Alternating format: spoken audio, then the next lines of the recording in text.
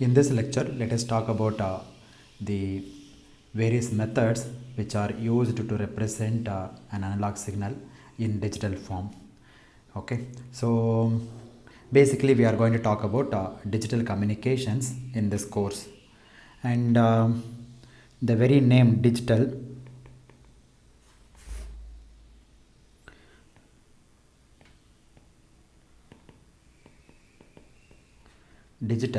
implies that the information is transmitted in digital form.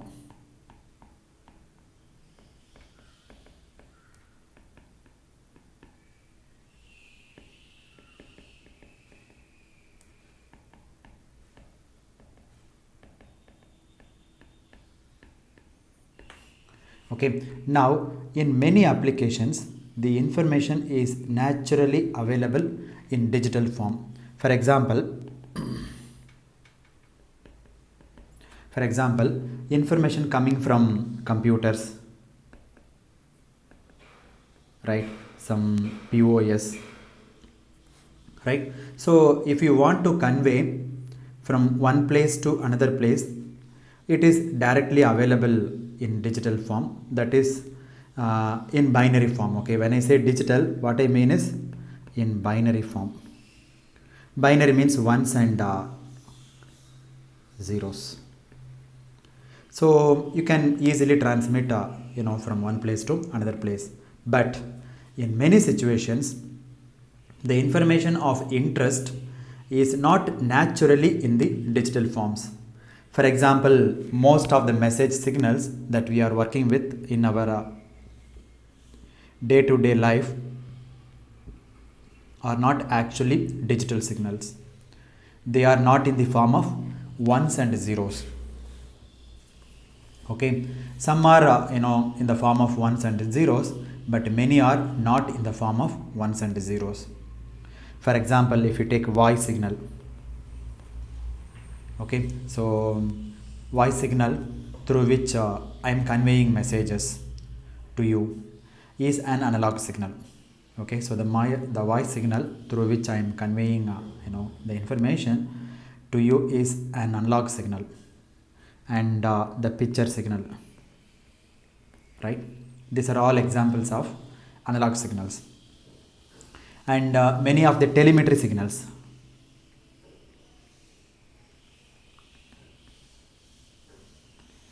that you have to work with when you are working with measurements at a distance are also analog signals. So these are all example of analog signals.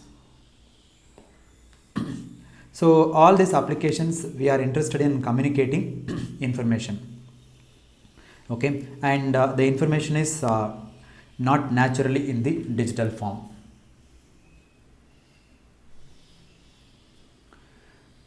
Okay, so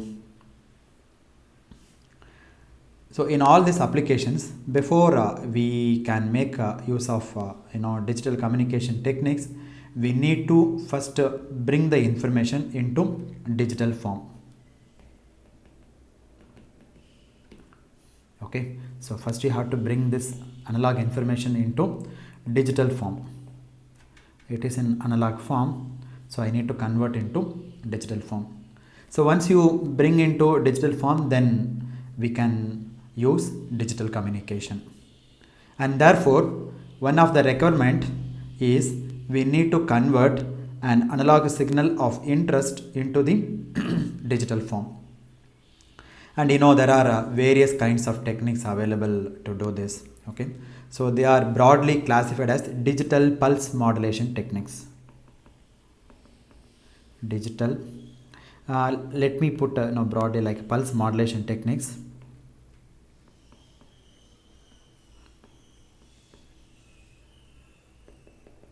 Pulse modulation techniques.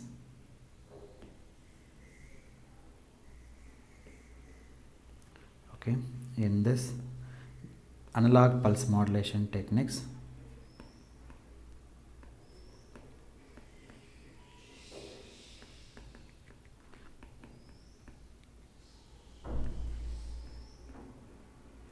and the next one is digital pulse modulation techniques.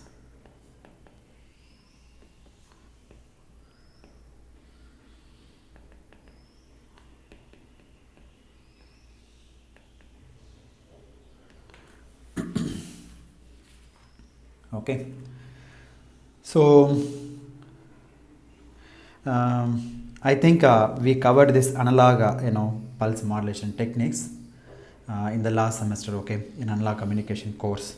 Namely, we discussed pulse amplitude modulation, and then pulse width modulation PWM, and then pulse position modulation, right? These are the three techniques that we discussed under the topic of analog pulse modulation techniques.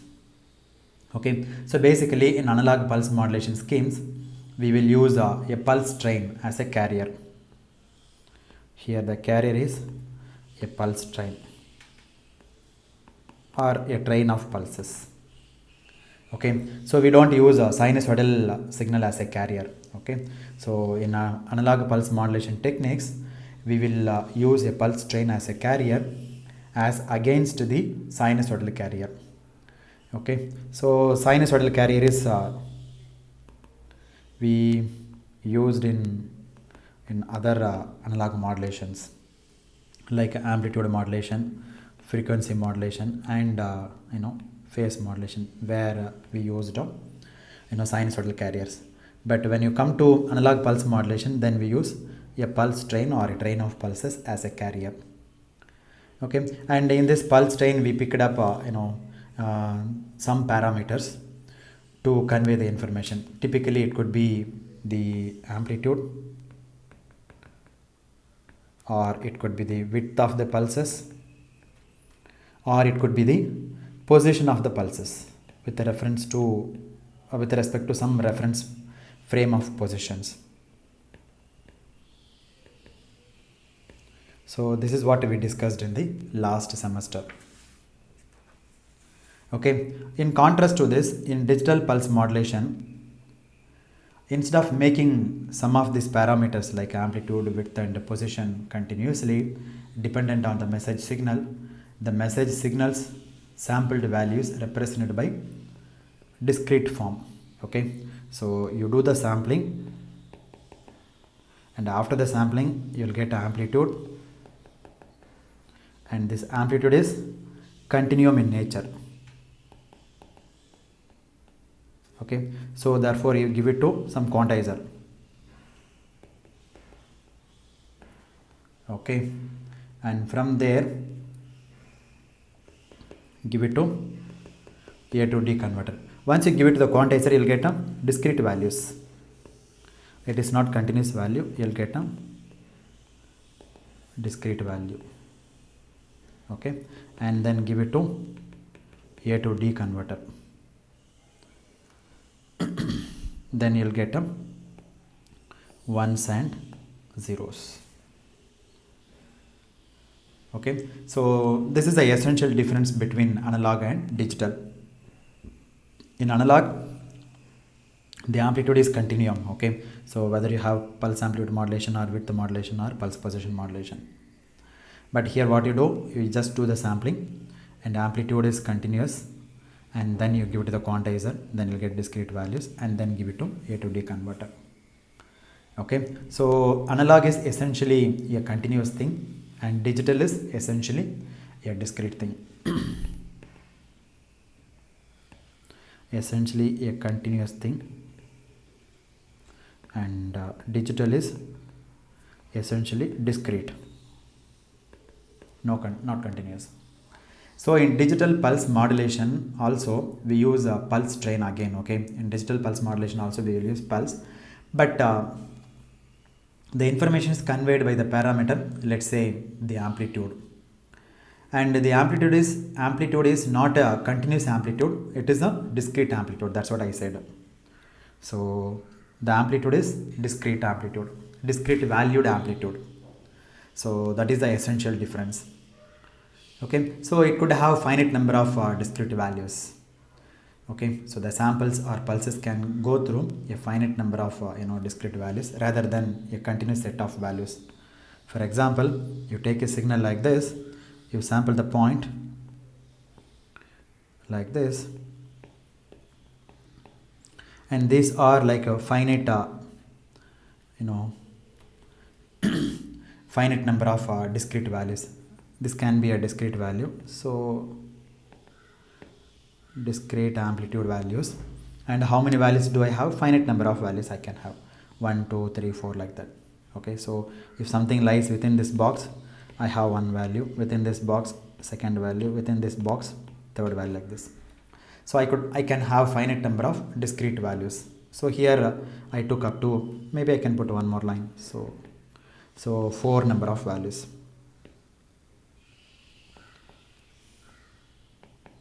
That's what I said, finite number of discrete values. The samples or pulses can go through a finite number of discrete values rather than a continuous set of values. Okay, over either a finite or an infinite interval. Okay, you can take this interval as finite interval, or you can extend up to infinite interval, not an issue. So basically that is a difference between analog and digital pulse modulation schemes. So in analog the amplitude is continuous, in digital communication or in digital the amplitude is discrete. Maybe I'll write down a little more clearly these 2 points. In analog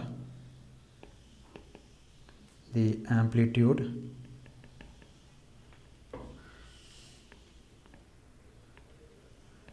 is continuous, in digital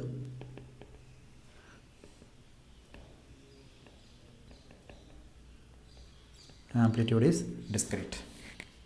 So this point we should remember in digital communication systems.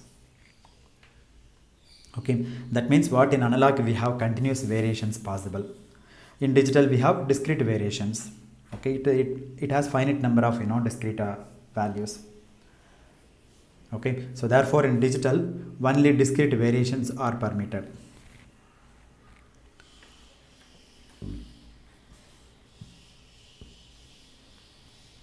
Now there are two primary kinds of digital pulse modulation schemes that we do. They are the first one is delta modulation, and the second one is pulse code modulation. It's a primary classifications. Okay, so delta modulation and pulse code modulation. In short, this is called DEM, and this one is PCM, pulse code modulation. Okay, of these two methods, delta modulation is very simple to implement. Okay, extremely simple to mechanize. Therefore, delta modulation we consider first, and then we will move on to pulse code modulation. So we will start by discussing delta modulation.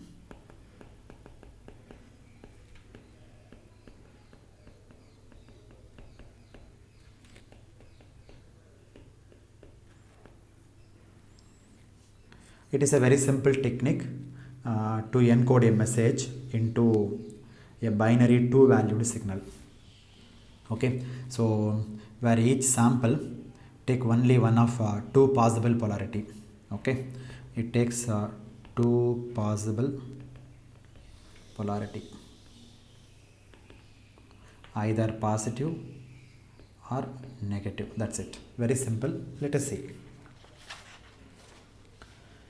And for the sake of discussion, I will assume that pulses that we are talking about are ideal impulses. Okay, so the ideal impulses, how do you denote? Del of t. So please recall the impulse definition and the ideal impulse. When I say ideal impulse, the width is 0. See, minus d by 2, 2 plus d by 2, and this is d, right? So the total area is, area under the impulse must be equal to 1. When I say ideal impulse, then what do I mean? Width is width goes to 0, very narrow pulses, but height will be very high. Okay, so that's what I mean by ideal impulse. Now let me draw the block diagram.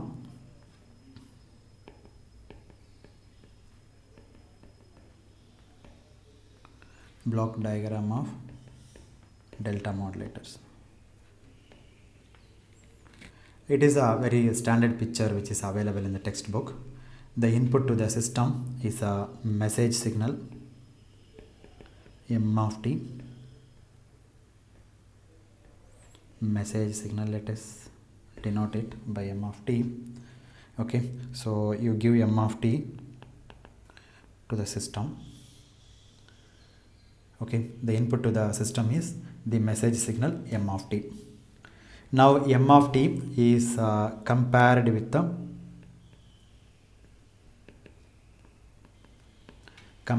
a reference signal m suffix s of t. So m suffix s of t is a reference signal.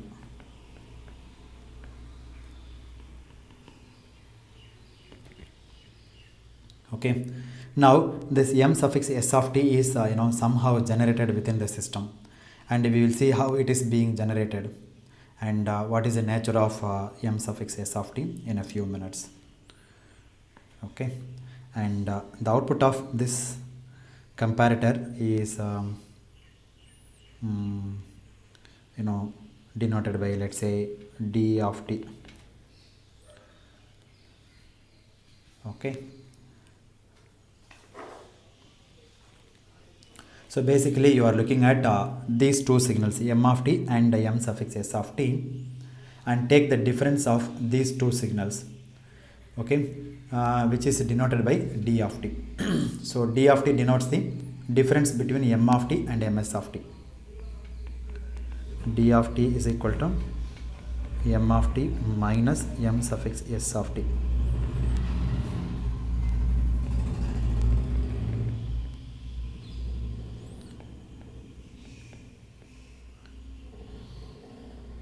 Difference between m of t and m suffix s of t. Okay, so right, where m suffix s of t is a reference waveform which is internally being generated by the system, and output of this this block is denoted by d of t, and this d of t is hard limited.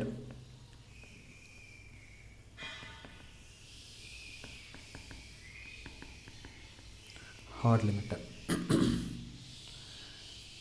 Okay, I hope you understand what I mean by that term. Okay, hard limited.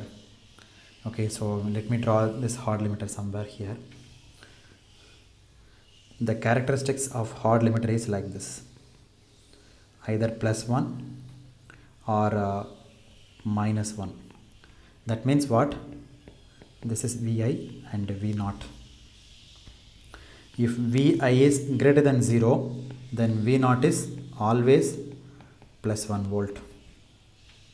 Okay, even if Vi is very small value, 0.001 volt, then V0 is equal to 1 volt. If Vi is equal to 1 volt, then V0 also 1 volt. If Vi is equal to 100 volts, then V0 also 1 volt. This is called a hard limiter. Similarly, if Vi is equal to minus 0.0001 volt, then V0 is equal to minus 1 volt. This is called a hard limiter operation. If Vi is equal to, let's say, minus 1 volt, then V0 also minus 1 volt. If Vi is minus 100 volt, then V0 is again minus 1 volt. So this is the typical characteristics of your hard limiter.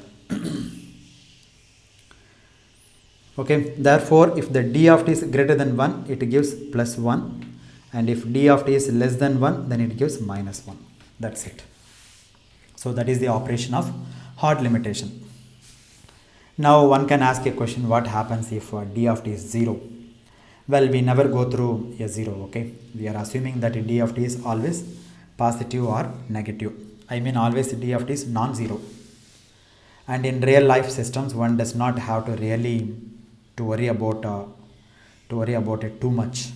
And the hard limited signal is being denoted by del of t, capital del of t.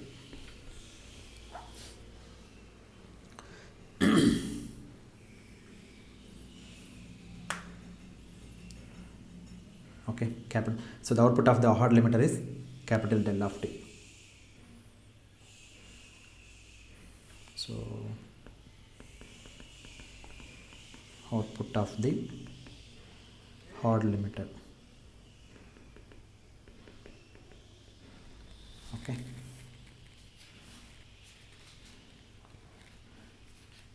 So d of t is being transformed to del of t.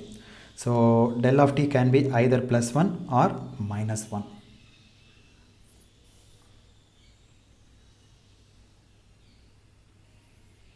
Okay. Therefore, this del of t is obviously a discrete valued signal. Okay. So that means binary valued signal, either +1 or -1. Therefore, del of t is a binary valued signal.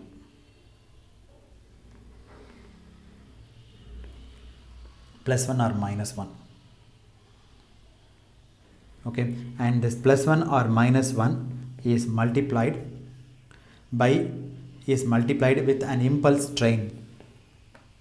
Okay, here you put a pulse generator.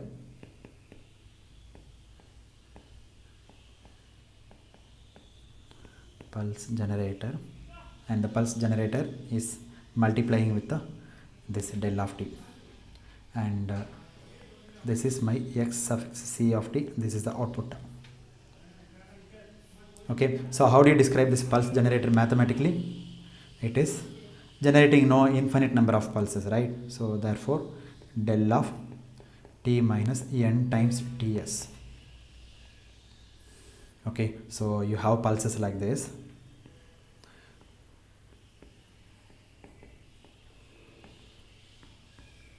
Impulses, train of impulses. These are called a train of impulses. Okay, let's say this is x of t, and this x of t is summation of n is equal to let's say yeah, t is equal to, no, I'm sorry, one second, no,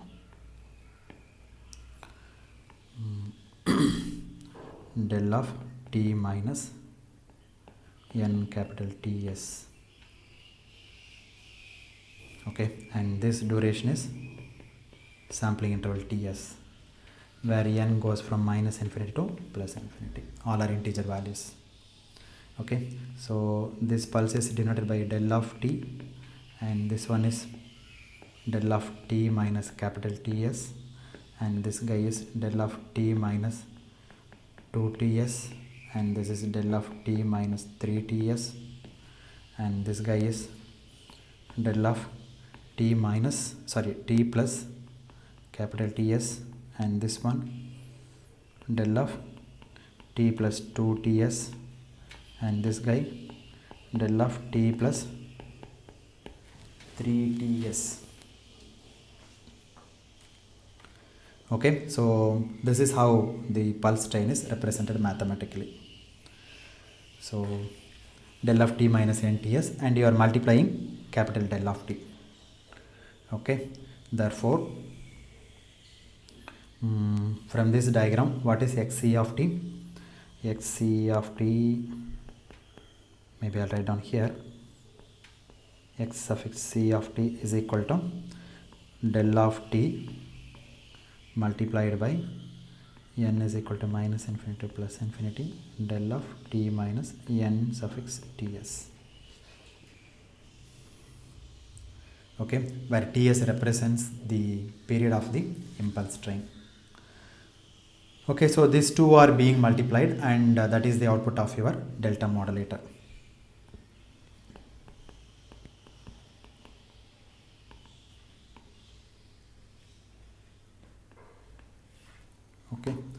just 1 second, I'll come back.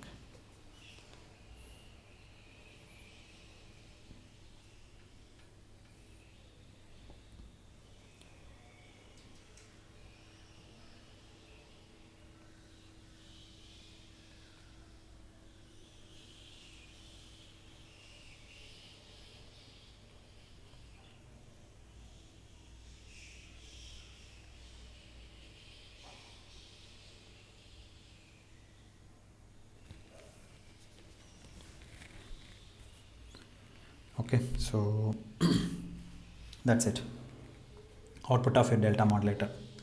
Now let us see how this reference signal is being generated and what is the feedback, all those things. Now, what is the nature of the delta modulator output? It is a sequence of positive or negative impulses, right? See, as I said, del of t can be either +1 or -1 because it is the output of your hard limiter. So you are multiplying this +1 or -1 with whom? Impulse train. Okay, if you multiply by +1, then you'll get a positive impulse. If you multiply by -1, you'll get negative impulse. Again by -1 negative impulse, +1 by positive impulse, +1 by positive impulse, -1 by negative impulse, -1 by negative impulse, like that. Therefore, you are multiplying this +1 or -1 volt with the impulse train. So the signal exists only at a specific interval. Okay, let's say this is 0, 1, 2, 3 and so on. Let's say TS, 2TS, 3TS, 4TS, -TS, -2TS and so on and so forth. Okay, it is now the time is not continuous. Look at here. Okay, the impulse exists only at discrete points. Therefore, this output I can write as follows: xc of t is equal to, instead of writing del of t, I can write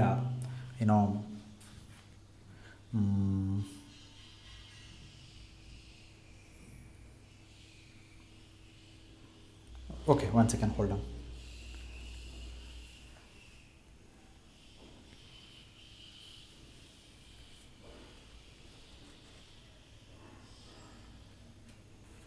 Okay, now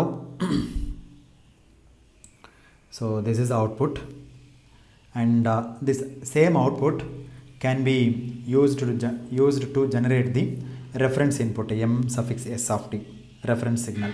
Okay, so I'll take this output and I'll generate the ms of t. Now look at the delta modulated signal x suffix c of t.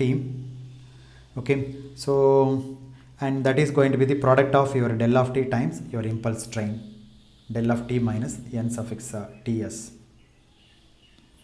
And what is del of t? As I said, it is takes +1 and -1. +1 when Va is greater than 0 and -1 when Va is less than 0. That means what?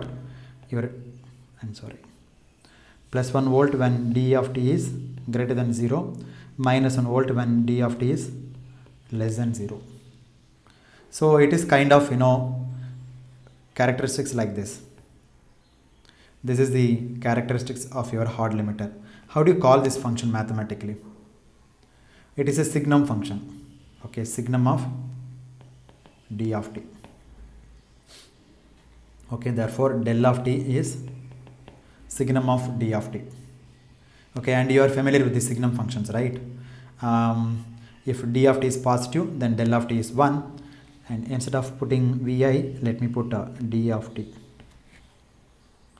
And if d of t is negative, then it is -1. So this is the mathematical representation of hard limitation.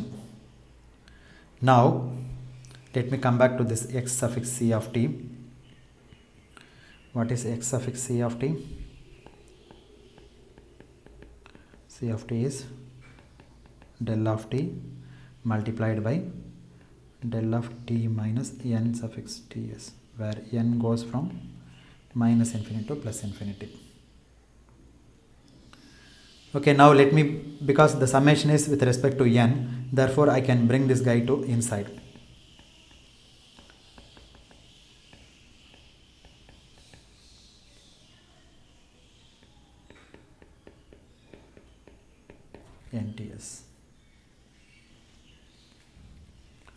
Okay, now as I said, these impulses exist only at discrete points. Therefore, this t also, this t I can replace t by nts. Rest of the places it is 0, right? If you look at the waveform, in this location, see, in this location it is 0. It is non-zero only at this point, non-zero only at this point. So instead of using the continuous t, I can replace t by n times ts. The impulse train is non-zero only at ts, 2ts, 3ts, 4ts, minus ts, minus 2ts, and so on and so forth. Okay, t is non-zero only at ts, 2ts, and so on and so forth. Therefore, wherever it is non-zero, that value only I am going to consider. Rest of the places it is 0, right? Therefore, this t can be replaced by nts. So, summation of del of nts, del of t minus nts, where n is equal to minus infinity to plus infinity. So, this is the output of xc of t. Okay, now how do you interpret this equation? Now suppose if I integrate this output, what will you get? Before that, let us go through a background. I have one impulse and here one impulse. If I integrate these two impulses, what will you get? Let me put one more impulse. 1, 2 like this. N. Let's say t.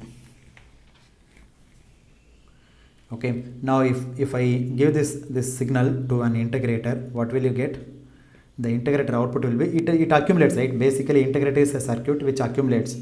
Okay, so it keep on waits 0, 0. You are integrating 0, 0, 0, 0. This moment, it is looking at an amplitude of 1.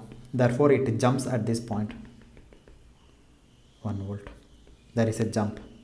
And again adds the values. Okay, it looks at here 0, 0, 0, and there is a jump here. Therefore, it stays in 1, and the moment you reach this point, then it jumps by 1 volts. 1 volts. And then again it looks the input signal, then it is 0, so it adds 0, 0, 0. There is no change. Therefore, it maintains in the same value, and then again it jumps to another step like this. Therefore, if you give an impulse train to an integrator, you will get a step signal like this. Step signal.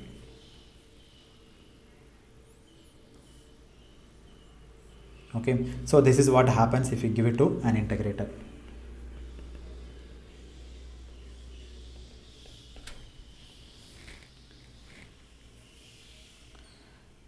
Okay, so where is the diagram? Yeah, in this diagram, if you put an integrator here,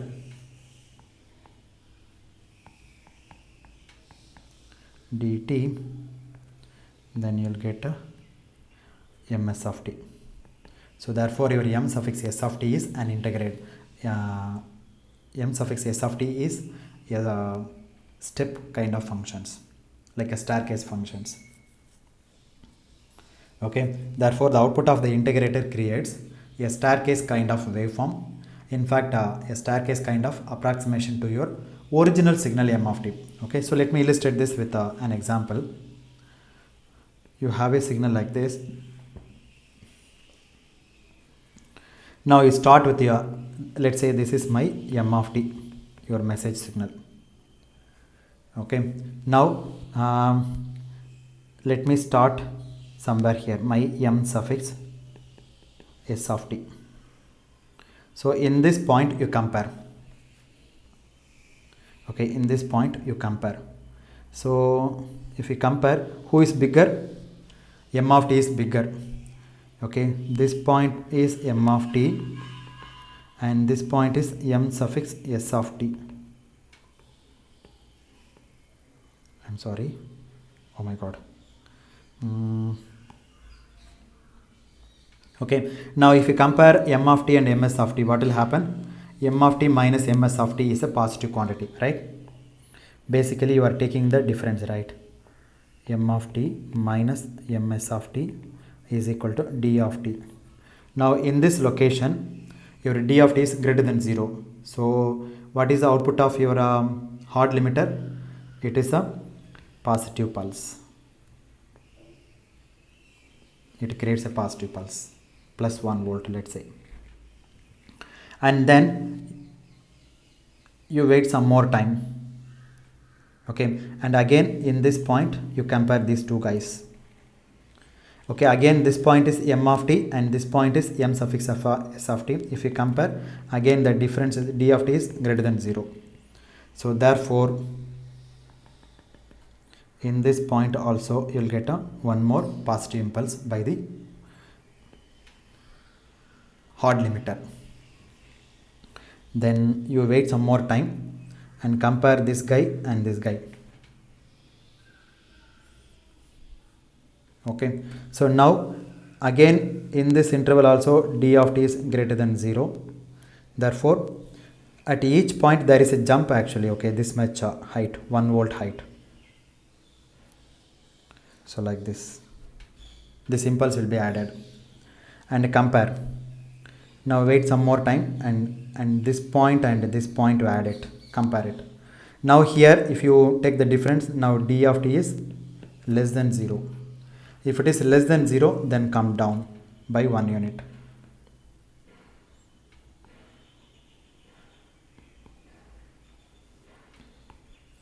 Okay, by 1 unit. Then wait another sampling instant, maybe yeah, this point and this point and this point you compare. Again here d of t is less than 0 by 1 unit. And how long you are waiting? That is a sample instant, ts, by your impulse train. If the difference is positive, it creates one positive impulse and that will be added, so there will be a jump. If the difference is negative, then the hard limiter produces a negative pulse, therefore it is coming down. Here it is coming down. I'm sorry, here it should be positive pulse. Positive pulse, and here it is negative, therefore it is negative impulse. And here also it is, the difference is negative, therefore the hard limiter output is a negative impulse. And again you wait some more time. How long? The impulse train, period of the impulse train, then wait this much duration and compare these two guys. And here again d of t is greater than 0, therefore there is a jump. So then in this point the difference is positive, you'll get a positive impulse. So this process repeats. So the staircase waveform is m suffix s of t and this one is your m of t, and this m suffix s of t is obtained from the integrator, and this is your x suffix c of t. The moment you integrate this x suffix c of t, then you will get the impulse train like this. You will get the staircase waveform like this. So this is the very close approximation of your message signal. Okay, and this one is delta modulated signal. This is what you are going to transmit finally.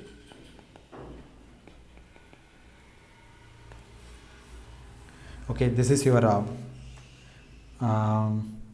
original message signal. This one,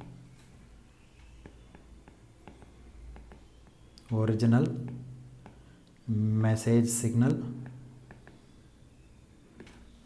Okay, and this highlighted in the pink color is the approximated staircase waveform.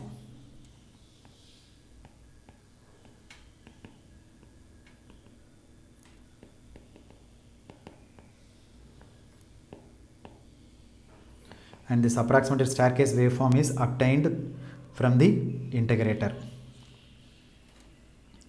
and this is the delta modulated signal.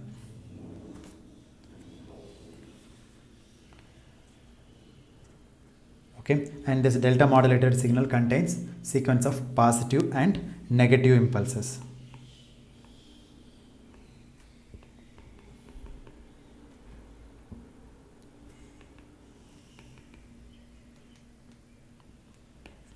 Okay.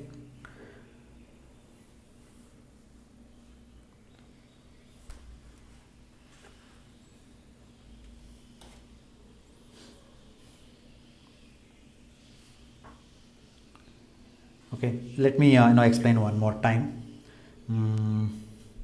Maybe I'll draw the same figure one more time like this. You take this point, and in this point you compare. Okay, and if you are this one is my reference signal, and this is my input. Okay, and you are taking the difference m of t minus m suffix s of t. This is m of t, and this one is m suffix s of t. If m of t minus m suffix s of t is greater than 0, then the polarity is positive. Okay, so then there will be a jump, and again wait for ts second duration, and then compare these two values. Again, if the difference is positive, then jump by 1 unit. Okay, and wait for certain duration, compare these 2 points, polarity is negative, then come down by 1 unit. Then again wait ts seconds duration, and then compare this point and this point, the difference is positive, then jump like this, then go like this, it keep on goes. Okay, so these are called sampling instant. At this point, at this point, at this point, these are all called sampling instants. So you are comparing at the sampling instants. At every sampling instant, you look at m of t minus m suffix s of t again. Okay, and this process continues again to produce next impulse.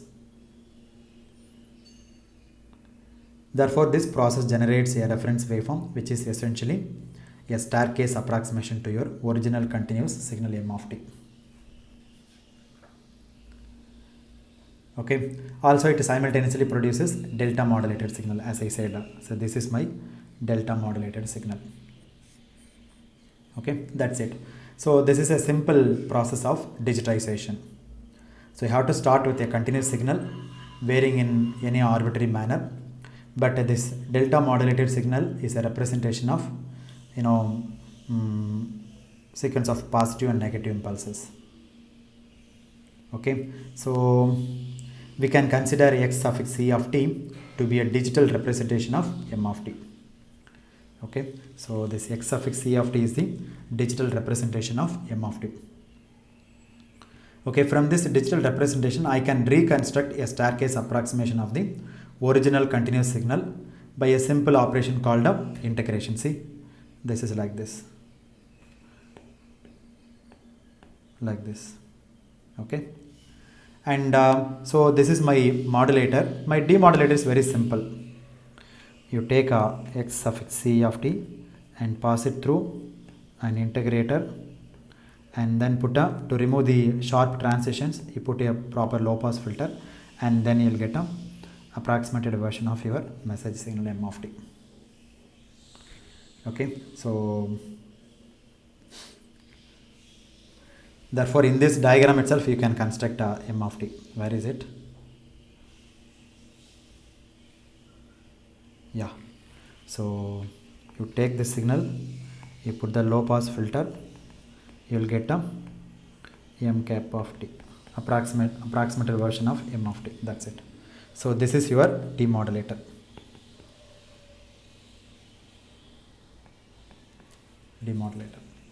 So demodulator is very simple operation. Demodulation is a very simple operation.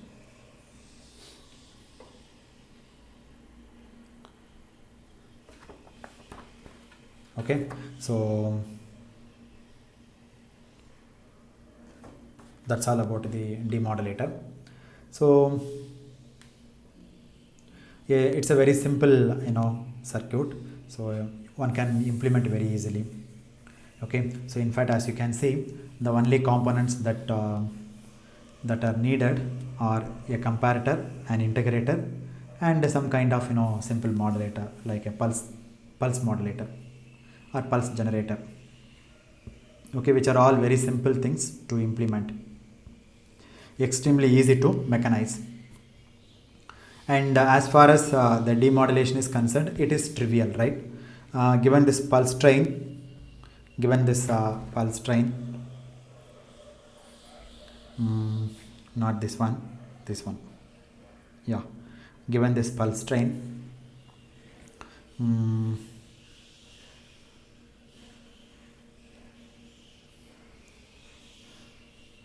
okay, you can easily reconstruct the signal. Okay, so you give it to the integrator, this pulse train, you give it to the integrator, and then put a low pass filter, you'll get the output, demodulated output. Okay, of course you may like to do some kind of smoothing of this ms of t. This point is the m suffix s of t. In order to do the smoothing, we are putting the low pass filter. Therefore, it produces a nice approximation to m of t. So therefore, you put a simple low pass filtering operation and is usually adequate for that purpose. So the demodulator will consist of an integrator followed by an approximate low pass filter, so as to smoothen the output. So low pass filter, that's all. Okay, so that's all about delta modulators, modulation part and demodulation part. And there are certain issues, that issues we will generate in the we will discuss in the next class. Okay, thank you very much. Let me stop at this point.